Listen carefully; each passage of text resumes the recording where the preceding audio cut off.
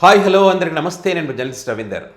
వెలుగు TV equipment కోసం సహాయం అందిస్తున్న ప్రతి ఒక్కరికి కూడా పేరు పేరున ధన్యవాదాలు తెలియజేసుకుంటూ, ఎవరైనా సహాయం అందించాలనుకుంటే కింద నెంబర్ ఉంది, ఆ నెంబర్కి మీ సహాయం నుంచి నాకు సపోర్ట్ చేయగలరు. సో టాపిక్ ఏంటంటే, వైసీపీ పార్టీని ఇక ఎదుర్కోవడం కష్టం అని చెప్పి ఇన్ని రోజులు ఏదైతే సిబిఎన్ సీరియస్ అని తన మంత్రులకు క్లాస్ పీకాడని, ఎమ్మెల్యేకి క్లాస్ పీకాడని చెప్పినటువంటి వ్యక్తులు రివర్స్లో అంటే ఇంకా వాళ్ళ ఆర్ధనాదాలు అంతా ఇంత కాదులేండి. దానికి సంబంధించి పబ్లిక్ కూడా అంటున్నారు ఏంటి, ఇప్పుడు వాళ్ళు చేసినటువంటి తప్పులను డైవర్ట్ చేస్తూ అబద్ధపు ప్రచారాలతో డిబేట్లు పెట్టించేసి జాకిలు పెట్టి లేపినటువంటి వారు ఈరోజు చంద్రబాబు గారికి భజన చేయడం, జగన్మోహన్ రెడ్డి గారిని తిట్టడం, ఇది తప్ప వీళ్ళు చేసినది ఏమైనా ఉందా అనేటువంటి పరిస్థితికి వచ్చారు. ఇన్ని రోజులు మేము చెప్పింది అదే. మేము చెప్పినప్పుడు ఏమంటారు అంటే, వీళ్ళు ఇదే మెయిన్ పెద్ద పెద్ద ఛానల్స్ అండి, చాలా గొప్ప గొప్ప జర్నలిస్టులు అండి, వీళ్ళు చాలా సీనియారిటీ ఉన్న వ్యక్తులు, న్యూట్రల్ జర్నలిజం అంటారు, ప్రజల తరఫున పోరాడేది మేమే అంటారు. అలాంటి వ్యక్తులు ఏం చేశారు, మేము నిజాలు చెప్తే మాదే అబద్ధాలని చెప్పి వాళ్ళే పెద్ద ఏదో అయినట్టుగా అబద్ధ ప్రచారాలు చేశారు. మరి ఇప్పుడు వాళ్ళలో మార్పు వచ్చింది, వాళ్ళ స్వరంలో. బహుశా నిజం గ్రహించి ఉంటారు, లేకపోతే కూటమికి వీళ్ళకి మధ్యలో ఏదైనా గ్యాప్ వచ్చి ఉండవచ్చు, లేకపోతే పబ్లిక్ వీళ్ళ ఛానల్స్ చూడడం మానేసి ఉండవచ్చు, పబ్లిక్ చీదరించుకుంటారని మరి నిజాన్ని గ్రహించి అప్పుడప్పుడు నిజాలను చెప్దామని చెప్పి నిజాలు చెప్తుండవచ్చు. ఏది ఏమైనా కూడా నిజాలైతే బయటికి రావాలి మనకు. సో వీటిని సంబంధించి అందుకే అంటారు పబ్లిక్, మీ ఆర్ధనాదాలు అంతా ఇంత కాదు, ముందు ముందు ఇలాంటి ఆర్ధనాదాలు చాలా ఉంటాయి, సిద్ధంగా ఉండండి చెప్తా ఉన్నారు. సో ఇప్పుడు ఏంటి, ఇక్కడ వైఎస్ జగన్మోహన్ రెడ్డిని ఎదుర్కోవడం లేదు, వైఎస్ జగన్మోహన్ రెడ్డి ఎదుర్కోవడం లేదంటే ఎందుకు ఎదుర్కొంటారండి? ఏ రకంగా ఎదుర్కోగలుగుతారండి? ఏముందని ఎదుర్కోగలుగుతారండి? సో ఎదుర్కోవడం చేత కావడం లేదు. ఇప్పుడు ఉన్నటువంటి మంత్రుల్లో వాళ్ళు దగ్గరగా 40% మంత్రులు అవుట్ అని చెప్తా ఉన్నారు. దానికి సంబంధించిన వీడియో కూడా చూపిస్తాం మీకు.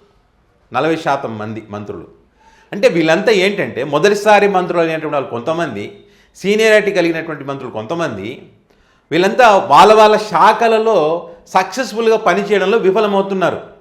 ముఖ్యంగా రెవెన్యూకి సంబంధించి. రెవెన్యూ అనేటువంటిది ఆ ఫైల్స్ క్లియరెన్స్ అనేది ఫాస్ట్గా ఉండాలి, జరగడం లేదు అది. చంద్రబాబు నాయుడు గారు కానీ, అదేవిధంగా వాళ్ళ టీడీపీ వాళ్ళ ఇంటర్నల్లో వాళ్ళ పార్టీలోనే జరుగుతున్నటువంటి చర్చ కూడా అది. అండ్ అదేవిధంగా ఎవరు మన హోమ్ మినిస్టర్ వంగల్పూడి అనిత గారికి సంబంధించి, ఇంకా ఆ మేడం గురించి ప్రత్యేకించి చెప్పక్కర్లేదు, చాలామందికి తెలుసు. చాలాసార్లు ఆమె మాటల ద్వారా బుక్ అవుతూ వస్తుంది. పయ్యావుల కేశవ్ గారు, ఆర్థిక శాఖ చాలా క్లిష్టమైనటువంటిది. సో వాళ్ళ గతంలో ఎన్నో అబద్ధాలు చెప్పారు జగన్ గారికి సంబంధించి. కానీ జగన్ గారి మీద నెట్టేసే ప్రయత్నం చేసినప్పటికీ వీళ్ళ వల్ల ఏది కావడం లేదని చెప్పి క్లియర్గా అర్థమవుతుంది. ఫైల్ క్లియరెన్స్ కానీ, రెవెన్యూ టార్గెట్స్ కానీ, చంద్రబాబు నాయుడు గారి పర్యవేక్షణలు జరుగుతున్నాయి, ఇవన్నీ చూస్తున్నామని చెప్తున్నప్పటికీ చంద్రబాబు నాయుడు గారు సంతృప్తి చెందడం లేదు వీళ్ళ విషయంలో. సీనియర్స్ ఉన్నారు, కొత్త వాళ్ళు ఉన్నారు. కొత్త వాళ్ళకి ఇస్తే అంటే యంగ్స్టర్ అంటే ఇంకా బాగా పనిచేస్తారని నమ్మించినటువంటి వాళ్ళు ఎవ్వరూ ఏమీ చేయడం లేదు. వాళ్ళ శాఖల్లో వాళ్ళు ఫెయిల్యూరు. దానికి తోడు ఏంటంటే, వాళ్ళ శాఖల విషయం పక్కన పెడితే ఇప్పుడు వీళ్ళు ఏమంటారంటే, జగన్మోహన్ రెడ్డి గారిని విమర్శించడంలో వీళ్ళు ఫెయిల్యూర్ అవుతున్నారంటే ఎట్లా ఏమని విమర్శిస్తారు చెప్పండి? జగన్మోహన్ రెడ్డి గారు ఏదైనా ఒక క్వశ్చన్ అడుగుతారు, ఆ క్వశ్చన్కి సంబంధించి వీళ్ళ దగ్గర ఆన్సర్ ఉందా? లేదు కదా. ఒక డేటా కావాలి, ఒక ఎక్స్పీరియన్స్ ఉండాలి. ఆ సబ్జెక్ట్ మీద జగన్ గారు ఏదైనా మాట్లాడితే దాని మీద అవగాహన ఉండి మాట్లాడితే ప్రజలు కూడా వాస్తవాలు తెలిస్తే ప్రజలు కూడా ఈ మంత్రి బాగా మాట్లాడారు, జగన్మోహన్ రెడ్డి గారికి మంచి సమాధానం ఇచ్చారని చెప్తారు. జగన్మోహన్ రెడ్డి గారు ఆయనకి సమాధానం జగన్ గారికి సమాధానం ఇవ్వలేకపోతున్నారంటే దాని అర్థం ఏంటి? జగన్ గారు నిజం, వీళ్ళ అబద్ధం, వీళ్ళ దగ్గర ఆన్సర్ లేదు కాబట్టి వీళ్ళు తల్లి చెల్లి గొడ్డలి పార్టీ అంతవరకే పరిమితం అవుతున్నారు. లేదా ఏదైనా కేసులు పెట్టి అరెస్ట్ చేస్తారు, లేదా ఎవరైనా వీళ్ళకు వ్యతిరేకంగా మాట్లాడితే ఈ అంశాలకు సంబంధించి వాళ్ళని అరెస్ట్ చేయడం. ఈ అరెస్ట్ల పర్వం తప్ప, కేసులు పెట్టడం తప్ప, అభివృద్ధి ఇది చేశాము మేము ఈ 2 సంవత్సరాల కాలంలో అనేటువంటిది ఏదన్నా వీళ్ళు గుండెల మీద చేసుకొని వీళ్ళ మీడియా కానీ, మంత్రులు కానీ, ఎమ్మెల్యేలు కానీ, ఫ్యాన్స్ కానీ, కూటమి గెలవాలని కోరుకున్న వ్యక్తులు కానీ ఏమైనా చెప్పగలరా? అంటే ఈ 2 సంవత్సరాల పాలనకు సంబంధించి మేము ఇది ప్రజలకు చెప్పే ప్రయత్నం చేస్తామంటే చేశారా వాళ్ళు? అదే వైఎస్ఆర్ కాంగ్రెస్ పార్టీ 2 సంవత్సరాల కాలంలో మీరు చేసింది ఏం లేదు, వెన్నుపోటు దినోత్సవం అని చెప్పి 175 నియోజకవర్గాల్లో కార్యక్రమాలు చేశారు. దాన్ని ఢీకొట్టగలిగారా? దానికి సమాధానం చెప్పగలిగారా? దానికి కౌంటర్ ఇవ్వగలిగారా? ఇవ్వలేదు.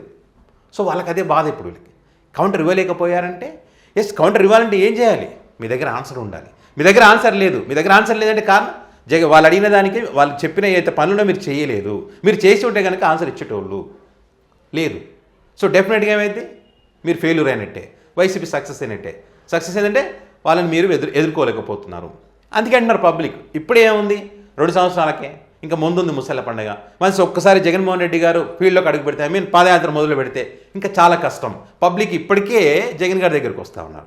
పాదయాత్రలో ఇంకా పబ్లిక్తో అటాచ్మెంట్ పెరుగుతుంది, వారి సమస్యలు ఇంకా తెలుస్తాయి. సో ప్రతి చోట, ప్రతి నియోజకవర్గంలో పోయిన చోట అంతా కూడా ఖచ్చితంగా ప్రభుత్వం యొక్క తప్పులను ఎత్తి చూపుతారు. అప్పుడు ఎంతమంది అరెస్ట్ చేస్తారండి? చెప్పిన వాళ్ళందరూ అరెస్ట్ చేస్తారా? జగన్మోహన్ రెడ్డి గారు అరెస్ట్ చేస్తారా? ఆపేస్తారా?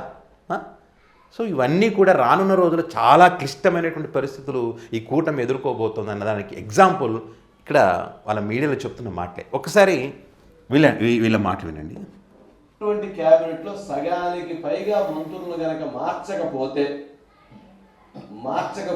సగానికి పైగా మంత్రులని మార్చకపోతే మళ్ళీ నొక్కి సగానికి పైగా మంత్రులని మార్చకపోతే రేపు రాబోయేటువంటి ఎన్నికల్లో చాలా క్లిష్టమైనటువంటి పరిస్థితులను కూటమి ప్రభుత్వం ఎదుర్కొనిద్ది అనేటువంటి హాట్ టాపిక్ పబ్లిక్ లో జరుగుతుంది. ఇప్పుడు ఈ ప్రభుత్వం సాధించినటువంటి విజయాలు ఏంటి, కూటమి ప్రభుత్వం సక్సెస్ ఎలా చెప్పుకోవాలనేటువంటి అంశంలో ప్రత్యేకమైనటువంటి శ్రద్ధని సగానికి పైగా మంత్రులు పెట్టలేదు, ఆలోచనే చేయలేదు.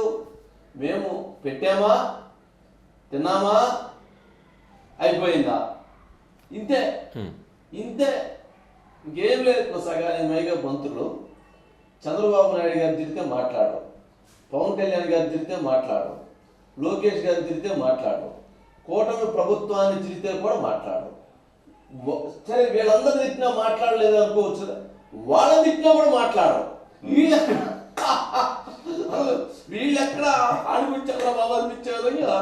చూడండి, దారుణం కాకపోతే సరే, ఈయన బాధ అంత ఇంత కదా. ఏంటంటే జగన్ గారిని ఎదుర్కోలేకపోతున్నారు, కౌంటర్ ఇవ్వలేకపోతున్నారు అనే బాధలో ఆయన మాట్లాడుతూ ఉన్నారు. కానీ ఎవరిని తిట్టారు చెప్పండి? ఎవరిని తిట్టారు? ఇప్పుడు ఎవరిని తిట్టిస్తారు? డబ్బులు ఇచ్చి ఎవరిని తిట్టిస్తున్నారు? డబ్బులు ఇచ్చి సోషల్ మీడియా వేదికగా జగన్ గారిని, వారి ఫ్యామిలీని, వైసీపీలో ఉన్న మహిళని తిట్టిస్తున్నది ఎవరు? మీరే తిట్టిస్తున్నారు. మీరు ఎవరైతే చెప్తారో వాళ్ళే తిట్టిస్తున్నారు. మంత్రులు, ఎమ్మెల్యేలు వాళ్ళు తిట్టిస్తున్నారు. ఇక్కడ జరగాల్సింది ఏంటి? ప్రజల యొక్క సమస్యలపైన చర్చ జరగాలి, అది జరగడం లేదు. ఇంకో బాధ ఏంటో తెలుసా వీళ్ళకి? వీళ్ళు పథకాలు తీసుకొచ్చారు, పథకాల గురించి ప్రజలకు చెప్పాలంటే వీళ్ళ వల్ల అవ్వడం లేదు. బికాజ్ పబ్లిక్లకు వెళ్ళినప్పుడు తల్లికి వందనం అంటే తల్లికి వందనం ఎవరు మాట్లాడరు, అమ్మఒడి అనే పదమే వస్తుంది. జగన్మోహన్ రెడ్డి గారి పథకాలు గుండెల్లో నిలిచిపోయిన ఆ గుండెల నుంచి ఆ పథకాలను చెరిపివేయడంలో వీళ్ళు విఫలమయ్యారు. ఎందుకు విఫలమయ్యారంటే, మీరు ఆ పథకాల జగన్ గారి కన్నా అద్భుతంగా చేసి ఉంటే కనుక మీరు సక్సెస్ అయ్యే వాళ్ళు. అమ్మఒడిని మర్చిపోయి తల్లికి వందనం అనేటువంటి పేరు ఈరోజు మోగిపోయేది ఆంధ్రప్రదేశ్లో. సో అప్పుడు మంత్రులు ప్రశ్నించాల్సిన పనిలే. మీరు ఈ రకంగా ఆర్ధనాదాలు మీవి లోపల బాధ పెట్టుకుని పైకి నవ్వాల్సిన పని ఏమీ లేదు. వీళ్ళు ఫెయిల్యూరు. వీళ్ళు పథకాలు ఇవ్వడంలో వీళ్ళు ఫెయిల్యూరు. జగన్మోహన్ రెడ్డి గారు ఇచ్చారు కాబట్టి అమ్మఒడి పడిందంటే పడలేదు, అమ్మఒడి పడలేదు అంటున్నారు. పింఛన్లండి, మీకు ఇంకో నెక్స్ట్ వీడియోలో చూపిస్తా. ఒక జంట పాపం కాళ్ళు లేవు, ఒక భర్తకి ఆపరేషన్ అయింది, కాలు వచ్చి ఇంకో పెద్ద మనుషులు వాళ్ళు పాపం పింఛన్ లేదంట, 2 ఏళ్ళ నుంచి తిరుగుతూ ఉన్నారు. ఇలాంటి వాళ్ళు ఒకరిద్దరు కాదండి, చాలా అంటే చాలా మంది ఉన్నారు. మరి వాళ్ళందరికీ మీరు అన్యాయం చేసినప్పుడు వాళ్ళు ఎట్లా మిమ్మల్ని ఆదరిస్తారు చెప్పండి? సో మీకన్నా జగన్మోహన్ రెడ్డి గారే నయ్యం కదా అనే మాట వస్తుందా? రాదా? వస్తుంది కాబట్టి ఈరోజు వచ్చింది కాబట్టి ఈరోజు మీరు ఈ మాట మాట్లాడగలుగుతున్నారు. ఎదుర్కోలేకపోతున్నారు. ఖచ్చితంగా 2029లో ఎఫెక్ట్ ఉంటుంది, డెఫినెట్గా ఉంటుంది. ఎవరైతే ఆ రాష్ట్ర ప్రభుత్వానికి వాళ్ళు బాధ్యులు, ఆ ప్రభుత్వాన్ని అన్నారు అని అంటే ఆ ప్రభుత్వంలో ఉన్నటువంటి ఎవరినన్నా సరే అది మొత్తం ఎంటైర్ క్యాబినెట్ అన్నట్టు. ఆ మంత్రిని అంటే నాకెందుకు వచ్చిందిలే, ఆయన అనాలే. మొన్న నన్ను చూసి నవ్వలేదు అంట, అందుకని ఆయన అనాలంట. నా డిపార్ట్మెంట్లో ఆయన ఏరు పెట్టాడు కాబట్టి ఆయన అనాలే. ఇలా సమస్య ఎవరిది? మీదే సమస్య కదా. ఒకరి డిపార్ట్మెంట్లో ఒకరు ఏలు పెట్టుకొని పవన్ కళ్యాణ్ గారికి ఏమో హోమ్ మినిస్టర్ కావాలని ఉంది, ఏమనంటే నేను చూసుకుంటా అంటారు. ఇంకో శాఖలకు పోతారు. ఫర్ ఎగ్జాంపుల్ గొట్టిపాటి గారు ఉన్నారు. గొట్టిపాటి గారు ఆయన అక్కడ వ్యక్తిగతంగా మంచి వ్యక్తి అనే పేరు ఉంది, బట్ ఆయన మంత్రి ఇచ్చినారు. అసలు ఆ శాఖలో ఆయన ఏమంటారు, ఆయన నిర్వహించాడంట. అక్కడ ఉన్నటువంటి ఆ శాఖకు సంబంధించి వాళ్ళ బాధ్యత కదా. వాళ్ళు కాకుండా ఎవరో దాని గురించి చర్చిస్తే, ఎవరో దాని గురించి మాట్లాడితే ఎక్కడ న్యాయం జరుగుతుంది? ఈ రెవెన్యూకి సంబంధించి 22A దాని గురించి చర్చ జరుగుతుంది, భూముల సమస్యకి సంబంధించి. ఫెయిల్యూర్ కదా రెవెన్యూ శాఖ. ఇట్లా ప్రతి దాంట్లో వేరే ఎవరికి పడితే వాళ్ళంటే నీ దాంట్లో నేను వెళ్ళిపెట్టి, నా దాంట్లో నువ్వు వెళ్ళిపెట్టి, నీ నియోజకవర్గంలో నేను వెళ్ళిపెట్టి ఇట్లా ఎవరికి వాళ్ళు వేలు పెట్టుకుని మీ సమన్వయం లేక మీరు గొడవ పడుతున్నారు కానీ ఇదే అంశాన్ని వైసీపీ పార్టీ చెప్తా ఉంది. సో కాబట్టి ప్రజలకు అర్థమవుతుంది ప్రజా సమస్యలు పెండింగ్లో ఉన్నాయి కాబట్టి వైసీపీ చెప్తున్న నిజమే అనేది అర్థమవుతుంది. మా కోసం వైసీపీ ఫైట్ చేస్తుంది అనేది ప్రజలకు అర్థమైంది కాబట్టి మిమ్మల్ని వ్యతిరేకిస్తూ ఉన్నారు, మీ తప్పులు ఎత్తి చూపుతా ఉన్నారు పబ్లిక్ కూడా. కాబట్టి ఈరోజు మీరు మాట్లాడాల్సి వచ్చింది. ఈరోజు అలాంటి మనస్తత్వాలు మంచిది కాదు. ఐకమత్యం కొరవడింది. ఇది పాయింట్ కరెక్ట్.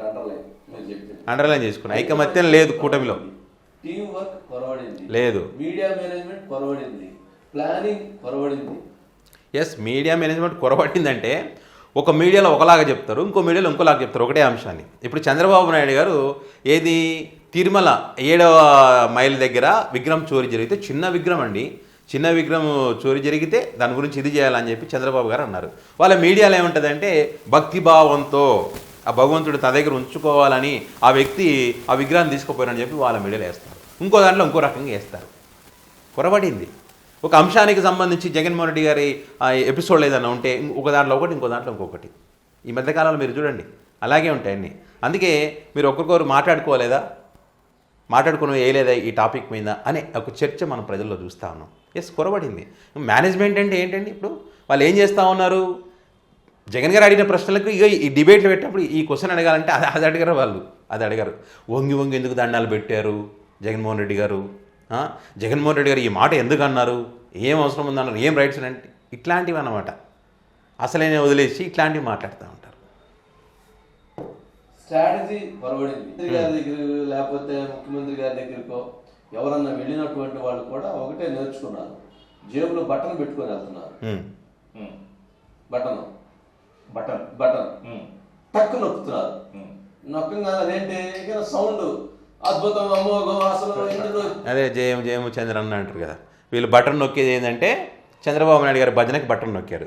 జగన్మోహన్ రెడ్డి గారు ఏంటంటే ప్రజలకు సంక్షేమ పథకాలు అందించడం కోసం బటన్ నొక్కారు. ఆ బటన్కి ఈ బటన్కి తేడా ఉంటుంది కదా. బటన్ నొక్కడం చాలా ఈజీ అని చంద్రబాబు గారు అన్నారు కదా. ఎంత కష్టం ఉంటుందో చూడండి. ఇవేమీ చేయలేక ఈ ఎమ్మెల్యేలు మంత్రులు అక్కడ ప్రజలు ఉన్నటువంటి సమస్యలు చంద్రబాబు గారికి చెప్పలేక ఎందుకు వచ్చిన గొడవలే, మాకు ఏదో మా సంపద సృష్టి జరుగుతుంది, మాకు వస్తే చాలు, ప్రజలతో మాకు వచ్చింది ఏంటంటూ అక్కడ పోయి ఆహా ఓహో అద్భుతం అని చెప్పి చెప్తున్నారు కదా. భజన బటన్ నొక్కుతారని చెప్పి.